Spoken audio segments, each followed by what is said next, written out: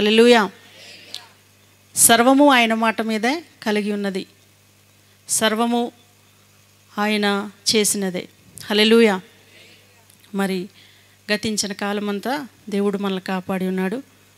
దేవునికి స్తోత్రాలు, వేలాది కోట్లాది స్తుతులు స్తోత్రాలు అర్పించుకుంటున్నాను. హల్లెలూయా. అలాగే సేవకులకి నా నిండైన వందనాలు, వచ్చిన సంఘ సభ్యులైన నా బిడ్డలందరికీ నిండు వందనాలు చెల్లించుకుంటున్నాను. హల్లెలూయా, హల్లెలూయా.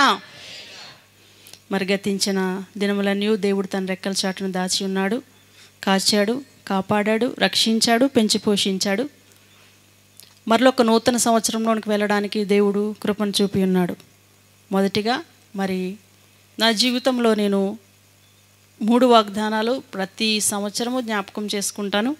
ప్రతిదినము వాటిని చూసుకొని ఒకసారి దేవుని దగ్గరికి వెళ్ళి, ప్రభువా ఈ 3 మాటలు నాకైతే ఇచ్చావు, వీటిని నెరవేర్చని చెప్పేసి దేవుని దగ్గరికి వెళ్తాను. ఆ 3 వాగ్దానాలు ఏంటంటే, మొదటిదిగా సంఘ వాగ్దానం, రెండవదిగా నా కుటుంబ వాగ్దానం, మూడవదిగా వ్యక్తిగత నా వాగ్దానం. హల్లెలూయా. మరి మొదటిగా సంఘ వాగ్దానం.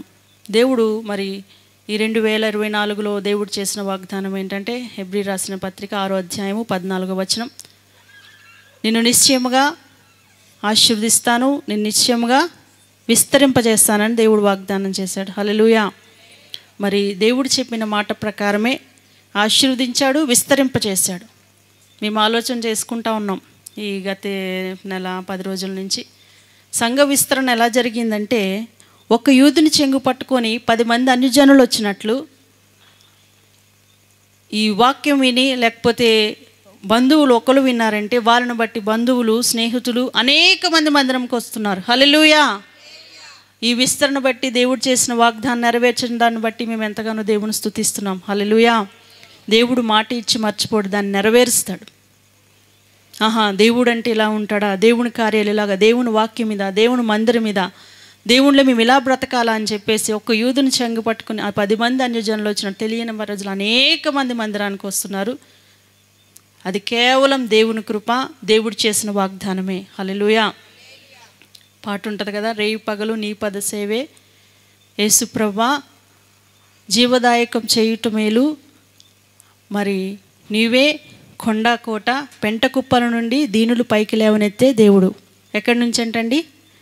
పెంట కుప్పల నుంచి దీనులు పైకి లేపే దేవుడు. మరి మేము అటువంటి స్థితిలో ఉన్న వాళ్ళమే. దేవుడు కేవలం ఉచితమైన కృప ద్వారానే ఆయన పరిచర్యలోకి మమ్మల్ని పిలుచుకున్నాడు. కేవలం ఆయన కృపను బట్టి, ఎన్నికను బట్టే ఈ దినమంది, స్థలం ఉంది, క్షణం ఉంది ఇలా ఉన్నాం. లేకపోతే ఎక్కడో ఉండవలసిన వారం ఎక్కడో, జనము కాదు, ప్రదేశం కాదు, ప్రాంతం కాదు, ఈ యొక్క ప్రాంతంలో ఇక్కడ మందిరంలో ఉన్నాము అంటే కేవలం కృప, ఆయన పిలుపు తప్ప వేరొకటి కానే కాదు. హల్లెలూయా. మరి ఎందుకంటే ఇక్కడికి నేను జైరాబాద్ వచ్చి 17 పూర్తి 18 సంవత్సరాలు అవుతుంది. వచ్చినప్పుడు మందిరం ఆల్రెడీ ఎస్టాబ్లిష్ అయింది, అన్న ఆరాధన చేస్తున్నారు, మందిరం విశ్వాసులు వస్తున్నారు. అలా ప్రజలను అలా చూస్తూ, ఎందుకంటే కొత్తగా ఉంటుంది కదా చెప్పాలి. ఎందుకంటే దేవుని సన్నిధిలో దేవుడు మన ఏ స్థితిలో నుంచి పైకి తీసుకొచ్చాడు, ఈ స్థితిలోనే ఖచ్చితంగా మనం మరవకూడదు. మనము దేవుడు ఎంత స్థితిలో నుంచి మమ్మల్ని పిలిచాడో ఆ పిలుపుని మర్చిపోతే మనము దేవుడికి మరి కృతజ్ఞత లేని వారంగా ఉంటాం. అలా వచ్చినప్పుడు అలా దేవుని సన్నిధిలో ఆ యొక్క పిలుపుని జ్ఞాపకం చేసుకుంటూ వెళ్తున్నప్పటికీ ఇప్పటికొక సంఘటన, మొన్న తెల్లవారుజాము 3 గంటలకు నిద్ర పట్టట్లేదు. దేవుడు వాటిని అన్నింటినీ గుర్తు చేస్తూ ఉన్నాడు. ఈ పాత చర్చ్ లేదు, పర్ణశాల లేదు, మన 2 రూమ్స్, అక్కడే ఆరాధన, తడకలేసి ఆరాధన, తడకలు తీసి రేకులేసామనుకుంటా. శృతి పుట్టింది. ఈ రెంటింట్లో నుంచి ఇక్కడికి వచ్చి అప్పటికి ఒక 2-3 నెలలు అట్లా అవుతుంది అంతే. అయితే అలా ఆరాధన జరుగుతుంది, జనాలు వస్తూ ఉన్నారు. ఎప్పుడైతే ఇక్కడ ఆరాధన పెట్టామో మరి ప్రేమ చూపించవలసిన వారే, ఆదరించవలసిన వారే మరి 10 మంది సేవకులు వచ్చి నువ్వు ఇక్కడ ఎందుకు మందిరం పెట్టావు అని చెప్పేసి అన్న మధ్యలో నిలబడి ఆ 10 మంది 12 మంది సేవకులు అలా ఉంటే నేను అక్కడి నుంచే చూస్తూ ఉన్నాను. ఎందుకంటే ఏం మాట్లాడడానికి మనకేమి రాదు కదా.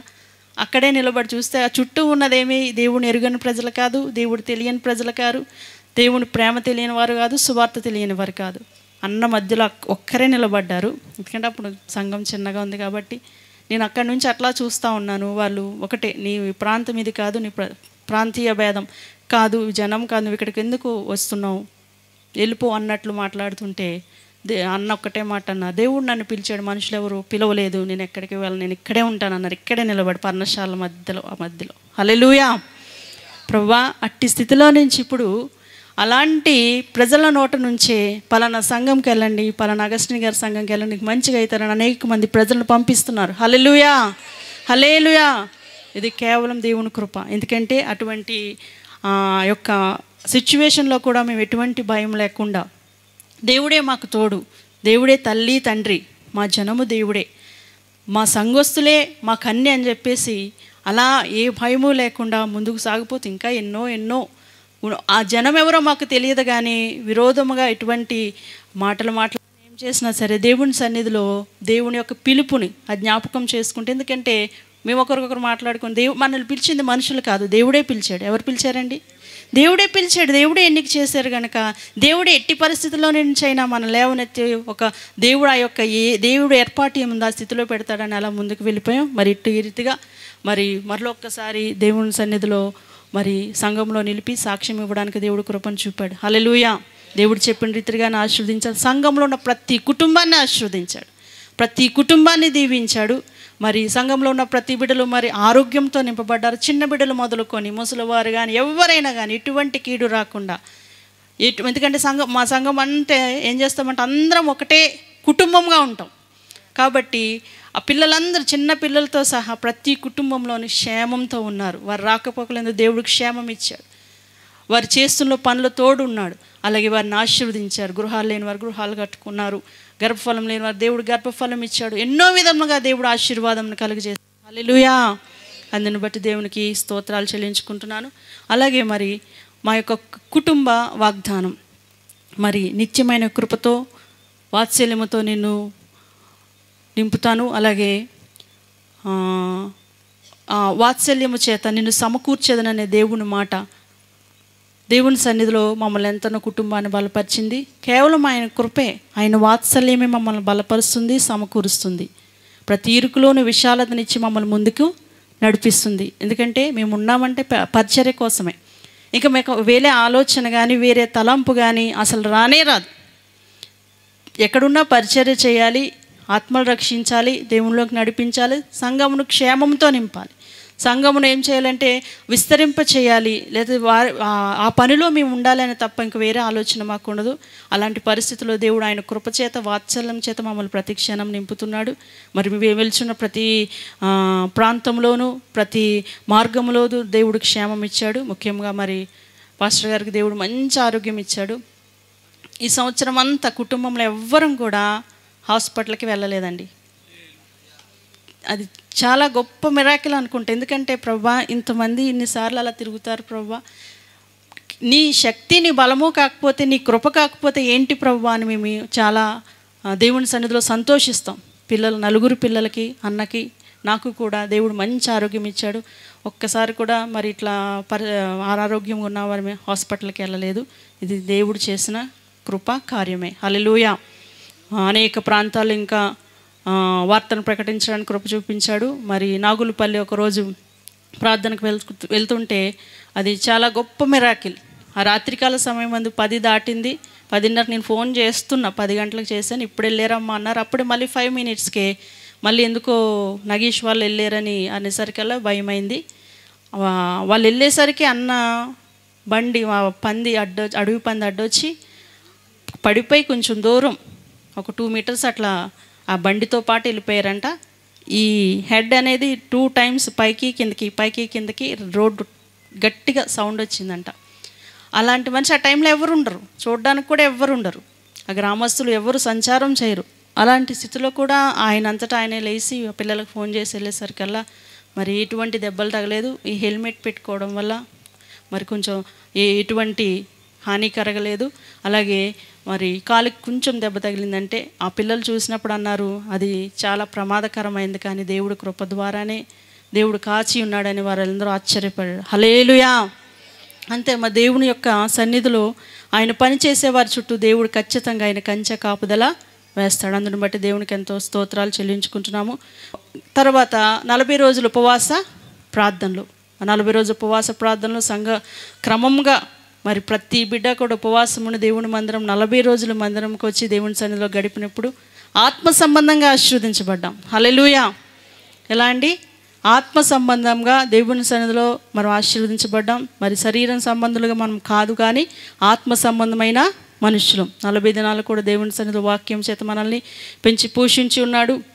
అలాగే 40 దినం అనంతరం కూడా మరి బాప్టిజం తీసుకోవడానికి యవ్వన బిడ్డలకి దేవుడు వారితో మాట్లాడి బాప్టిజం తీసుకున్నారు. హల్లెలూయా, హల్లెలూయా. మరి అలాగే ఇంకా ఎన్నో మేలు ఉపకారముల చేత సంఘమును, కుటుంబాన్ని, మమ్మల్ని అనేక విధములుగా వెనుతట్టి నడిపిస్తున్నాడు. హల్లెలూయా. దేవుడే వెనుతట్టి బలపరిచి మమ్మల్ని నడిపిస్తూ ఉన్నాడు. మరి సంగారెడ్డి మందిరం అక్కడ ప్రభువా నీ యొక్క మందిరం కట్టబడాలి, అన్యజనుల మధ్యలో మమ్మల్ని తిరిగి మళ్ళీ అక్కడే పెట్టావు. మేము వేటినైతే వదిలేసి ఉన్నామో వాటి మధ్యలో మమ్మల్ని మరలా పెట్టేవయ్యా అని ఆ మధ్యలో ఉండి ప్రార్థన చేస్తుండగా మరి దేవుని కృపను బట్టి మరి అనుకోకుండానే దేవుడు మంచి స్థలమును మనకు ఏర్పరచున్నాడు. ఆ మందిరం కట్టబడాలి, అనేక మంది ప్రజలు అక్కడికి రావాలని ఎంతో ఆశ కలిగి ఉన్నాము. ఇప్పుడు చాలామంది నూతనాత్ములు, చాలామందికి తెలిసింది అక్కడ మందిరం ఉంది, వెళ్ళాలి. నేను ఎక్కడ కూడా పెట్టారంట, మేము వెళ్ళాలి ఆరాధనకి, వాక్యం నేర్చుకోవాలని ఎంతో ఆశతో ఉన్నారు. అయితే మందిరం కట్టబడితే వారందరూ కూడా చేర్చబడతాడు. దేవుడు చేసిన వాగ్దానం గొప్ప వాగ్దానం. దేవుడు ఖచ్చితంగా విస్తరింపచేస్తాను వాగ్దానం చేశాడు. ఈ విషయమే ప్రార్థన చేసిన ప్రభువా ఇంకా అనేక చోట్ల మందిరం మరి స్థాపించబడాలన్నప్పుడు చాలాసార్లు 2-3 సార్లు దర్శనం ద్వారా దేవుడు ఏం చెప్తున్నాడంటే, అన్న నేను నిలబడినప్పుడు మాకు పిల్లల్ని ఇస్తున్నాడు. 3 సార్లు కూడా చిన్న చిన్న పిల్లల్ని ఇస్తే నేను అనుకుంటున్నాను, ప్రభువా మాకు 4 పిల్లలు ఉన్నారు, ఇంకా ఈ పిల్లలు ఏంటి అని నేను అనుకుంటున్నాను. అయితే మాకు ఇంకా అనేక చోట్ల ఇప్పుడు ప్రార్థన చేస్తున్నాం కదా, కుంచారంలోని, కప్పాళ్ళలోని మందిరం స్థాపించాలని. ఖచ్చితంగా దేవుడు అక్కడ మనకి పరిచర్యను స్థాపించడానికి గొప్ప ద్వారం తెరుచున్నాడు. హల్లెలూయా. దేవుడే మహాకృపను చూపిస్తాడు. మరి ప్రార్థన చేయండి. ఇంకా మన మందిరం కోసం కట్టబడాలి, అలాగే ఇక్కడ కూడా నూతనమైన మందిరం కట్టబడాలని ప్రార్థన చేయండి. మరి సంగారెడ్డిలో కూడా మందిరం కట్టబడాలని ప్రార్థన చేయండి. మా కుటుంబం కోసం, బిడ్డల కోసం, అన్న పరిచర్యలోను ఇంకా రాకపోకలందుకు క్షేమం ఇవ్వాలని మీ అనుదిన ప్రార్థనలో జ్ఞాపకం చేసుకోండి. దేవుడి మాటలు దీవించునుగాక.